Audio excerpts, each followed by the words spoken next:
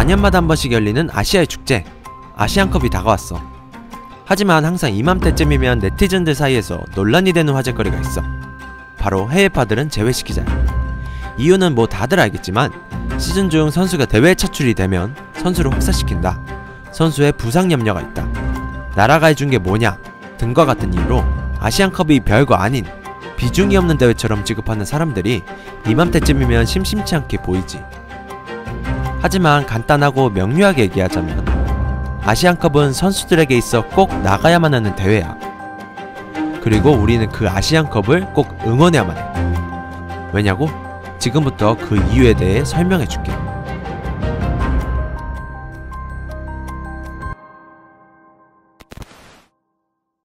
우선 아시안컵은 피파 산하에 있는 대륙대회로 유럽의 유로, 남미의 코파 아메리카, 아프리카의 네이션스컵과 같은 위상이 있는 대회야. 아시안게임과 올림픽은 세계대회이지만 피파가 아닌 IOC 혹은 IOC 산하의 대회이기 때문에 병역 혜택을 제외하고는 피파 랭킹에 아무런 영향을 끼치지 않아.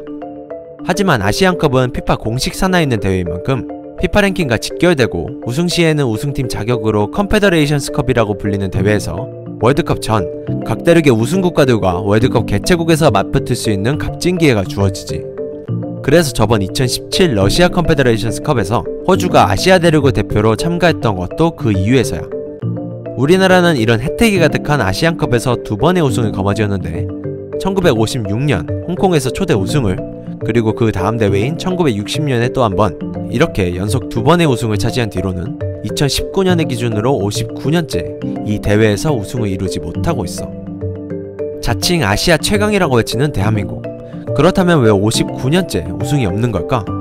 뭐 일각에서는 아시안컵이 군면제도 없을 뿐더러 상금도 없는 순수 명예 타이틀 대회이기 때문에 우리나라가 풀주전을 내놓지 않는다 라고 얘기하는데 사실 꼭 그렇진 않아.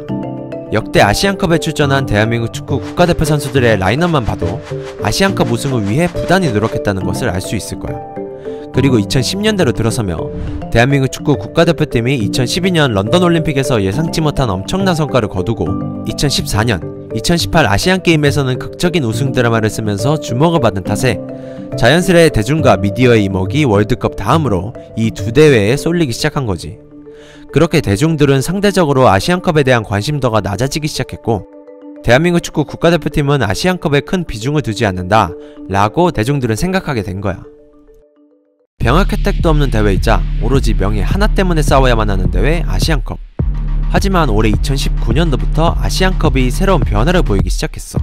동남아 국가들의 축구 관심도 증가로 인해 참가국을 대폭 늘려 기존 본선 참가국 16개국에서 24개국으로 대회 규모를 확장시켰다는 점과, 그리고 4강에 오른 팀들에게는 성과별로 상금이 지급된다는 점 등 아시안컵은 다른 대륙 대회들처럼 명분과 실리가 추가된 위상에 걸맞는 대회로 거듭나고 있다는 평가를 받고 있어. 참가국들이 많아졌으니 다양한 매치업도 성사되겠지?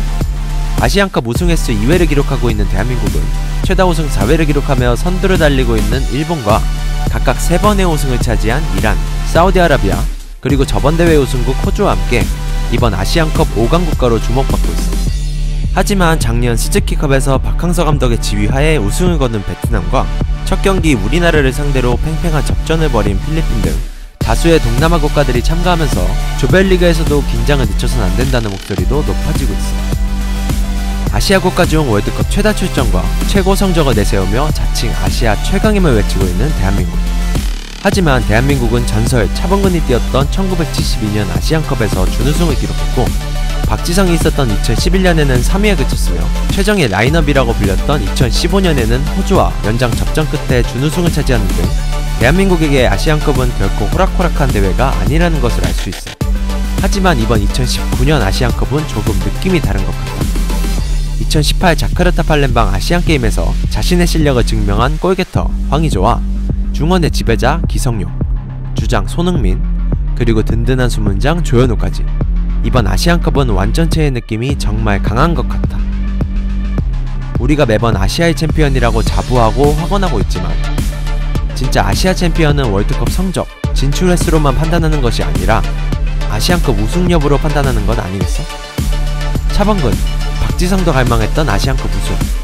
과연 우리나라는 이번 아시안컵에서 우승할 수 있을까? 이제 진짜 아시아의 최강자를 가릴 시간이 된 것 같아. 우리는 그냥 뒤에서 열심히 응원하자고.